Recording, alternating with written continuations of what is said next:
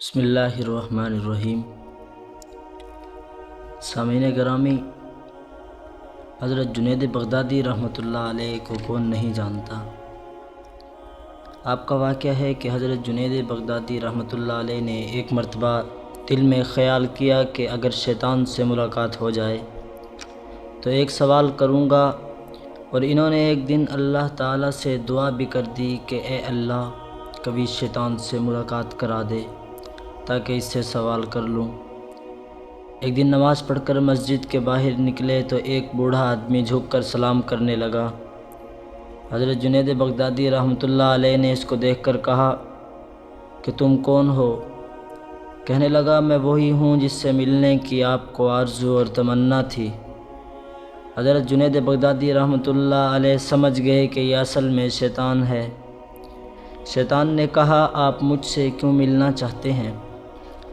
حضرت جنید بغدادی رحمۃ اللہ علیہ نے فرمایا، میرے ذہن میں تیرے متعلق ایک سوال ہے، اور سوال یہ ہے کہ جب اللہ تعالیٰ نے تجھے آدم علیہ السلام کو سجدہ کرنے کا حکم دیا تو میری سمجھ میں نہیں آتا کہ آخر تجھے کس چیز نے اللہ کی حکم کی تکمیل سے منع کیا؟ تو نے کیوں سجدہ نہ کیا؟ کیا اللہ کی عظمت کو تو نہیں جانتا؟ کیا اللہ کی معرفت تجھے حاصل نہیں تھی؟ اللہ کی عظمت اور جلال سے تو واقف نہیں تھا؟ اللہ کے اس قدر قریب ہونے کے باوجود جب اللہ نے تجھے حکم دیا کہ آدم علیہ السلام کو سجدہ کر، تو نے آخر سجدہ کیوں نہ کیا؟ اس پر شیطان نے جو جواب دیا وہ سننے کے قابل ہے۔ اس جواب نے کچھ دیر کے لیے حضرت جنید بغدادی رحمۃ اللہ علیہ کے ہوش اڑا دیے تھے۔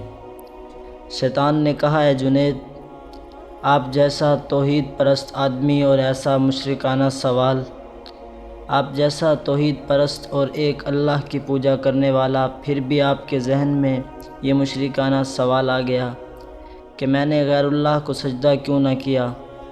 کہنے لگا، آدم تو غیر اللہ تھے، اللہ یا خدا تو نہیں تھے، میں غیر اللہ کو سجدہ کیوں کرتا؟